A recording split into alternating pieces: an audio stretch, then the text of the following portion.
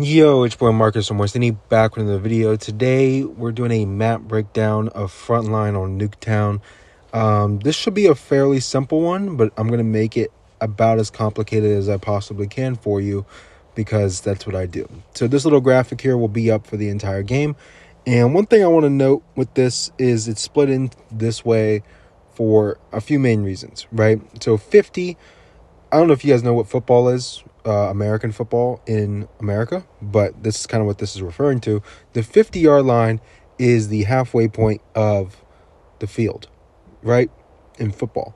So the 50-yard line is the halfway point of the map in COD. So that's what we're looking at here. The 50, the 25, and the 25 on this side. Now, the reason it's split into 50 is because the whole point of Frontline is, it's pretty much TDM with stable spawns. And with stable spawns, you need to have map control. So having control of the 50-yard line is the most important part of this entire game mode, right? And as you can see, off break, this is the break off of this map, right? The map just started. Half their team isn't even playing, right? They're back here, not even to the 25-yard line of their side, right? So their spawn protection just came off. That's why those lines are there for the 25, because that's generally where you can make it and still have spawn protection.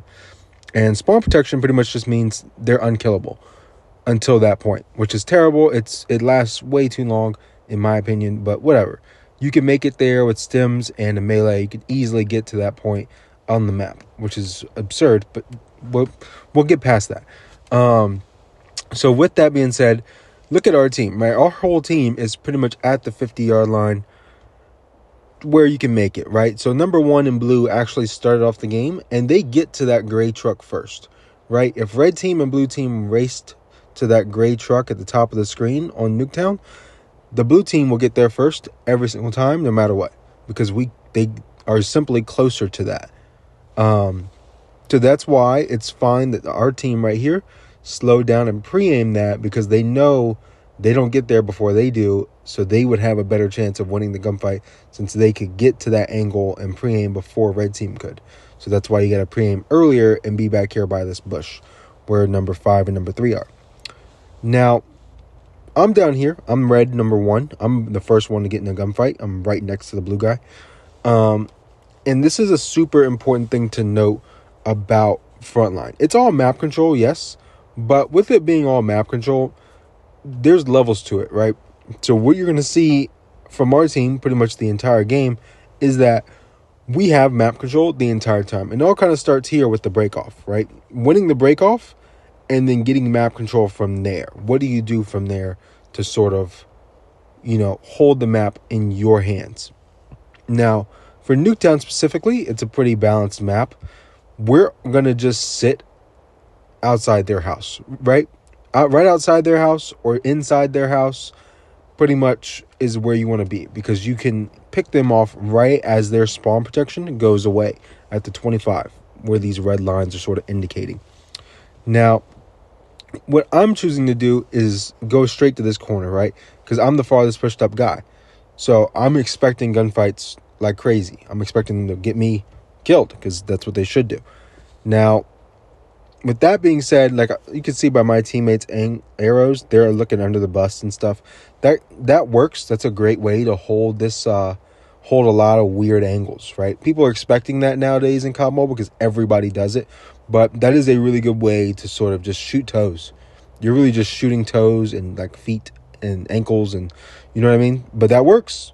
So I'm not knocking it. I'm just saying that that's a great way to hold the 50-yard line until they change that and put some sandbags under the buses and the 18-wheeler. Just keep doing it. It sucks. I can't stand it, but that is a great way to hold the 50-yard line, because you get your map control there. You're going to be able to get shots into people. Teammates can get shots into people. You got multiple people doing it. Then you got teammates pushing up towards their yellow house or greenhouse, and they're able to do a lot with that. Now look at my teammate number 5 and look at number 4. He just spawned in. He's not going to see an enemy. He could literally run across the entire map. If he came bottom side of the map, he could have run across the entire map just now and not seen an enemy into their spawn. So that's the level of map control we currently have. There's only 2 people pushed up. Like the rest of them are still sitting back here by the 50. So that's something I kind of want to talk about with this, is just like this game mode, that's all you're fighting for, right? You're just fighting for map control. Once you get map control, you're going to be able to pick them off, they spawn trap them essentially by literally not moving past the 50, right? They're going to have to try to get out of this house. Well, there's only a few angles. There's upstairs, there's the driveway, there's the downstairs front door, and that's pretty much it. You got the left and right sides, but people are going to be pre-aiming that every time regardless. So it's kind of difficult to go that side if everybody's pre-aiming it. Now, with that being said, that kind of ends up leading into number one. Look at number one, that's me. Look at this corner. I'm past the 25-yard line. This is not good, right? Anytime you go past one of the backs of these buildings, not good. Why is that not good? Because they're going to have spawn protection. Anybody you shoot likely won't take damage.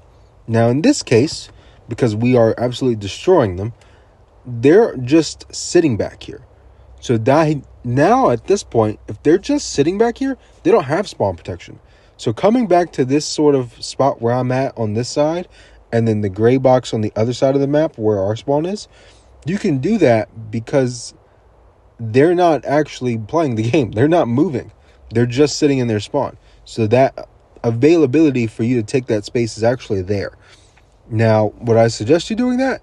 No, absolutely not. But I'm me, and this is the play I want to make because I know that I have the opportunity here in this specific circumstance. Now, a lot of times, if you're not counting, how do I describe counting? Counting is counting the time it takes for the other team, once their name appears in the kill feed, for them to spawn back in. In COD Mobile, 99.999% of the time, people are trying to hit their screen to spawn back in immediately. They don't want to watch the kill cam. They want to get back in immediately. Now, there are circumstances where it will be beneficial to watch your kill cam on purpose so that you don't spawn in immediately, right? If you're getting put into like a literal death trap, spawn trap, that can only really be done in control. Then you would want to hold your kill cam. That way you don't spawn right back into literal bullets flying at you and die instantly. I could explain that in better detail, but that's not really how Frontline works with spawn protection. That's literally why they have that, so you don't get put into insane spawn traps. That being said, with the end of that round, we come back and we're frying them, right? It's 20-30, and this guy uses his specialist on the blue team to pretty much get his team map control, but his team's so scared they won't really leave the building. So they're all still sitting back here. Number 3 is AFK. Number 4 is just sitting up there doing that cheesy, wax spot where you can see the flag like on B-Dom on the second floor of the green building. So right here, we're kind of just pushing up, right? We got one teammate already in spawn. If he's in their building, we have the clearance to go in their building, right? If somebody's already in there, that means they probably know he's in there and they're more concerned about him than the rest of us pushing up. Now, at this point in time, we're kind of just fighting for it. But once we get that one guy killed in mid-map, we have clearance to go, right? We can go back there, do whatever we want. And as you see, number 2 on our team, he is in their spawn. Look at him. What is he doing back there? Like, I don't even know. That's fine. I guess he was just like, I don't know, he just stopped playing or whatever when he got back there. That's why he got killed so easily. They just went and pushed him out. But that's actually a way to do this, right? If you got back there after their team died and they're spawning next to you, and then you just watch them run out and shoot them as soon as their spawn protection goes away, that is a way of doing it. That's very difficult to do because there is no spawn delay in COD Mobile Ranked, right? You spawn in and you just tap your screen and that's it, right? In console, in Ranked, there's a 3-second spawn delay where if you die, you have to wait 3 seconds and then you can spawn back in, right? Or if you want to watch the kill cam, then you end up waiting like 8 seconds. So here, people spawn back in immediately. So it's very difficult to do that in COD Mobile Ranked. But if you can do it, that is a great way to catch a lot of people off guard. Eventually you will die because once you do it once, you kill one person, they spawn back in immediately. They're going to have spawn protection and they're going to kill you because you simply won't be able to kill them. You could pump 250 bullets into somebody. Spawn protection, they just eat it. They eat the whole thing. So that's just something to note. Now, number one right here, the positioning of me, I was red number one. I just died right there. Look at this guy. Perfect example of spawn protection. And pushing up too far to the point to where you can't win your gunfight. So number three is AFK. I kill him. Watch their blue number one spawn in right about now. Oh, he's got to die first. Once he dies, right, he just died upstairs, second floor. He spawns in right in front of me. Right there. So he's still got spawn protection. He's going to have it for another like 3 seconds, roughly. He sees me right there. I'm screwed. I'm so screwed because he can't die. So I'm pushed up too far. And it's on me. It's my mistake. Right? But we're beating the crap out of him, so I don't care. I lose this gunfight simply because I cannot physically kill him. It wasn't because I didn't hit him. I just can't kill him because he has spawn protection going into this gunfight. So my first couple shots didn't register. He was literally one shot, and I was pissed about dying. But that's just how the Frontline goes when you're pushed up too far. So for Nuketown specifically, if I'm giving you like a tip, I would stick to inside the buildings, because if you're upstairs, second floor of that building, they will not have spawn protection before you get in a gunfight with them. Like, it'll go away before they get there, because you got to go upstairs.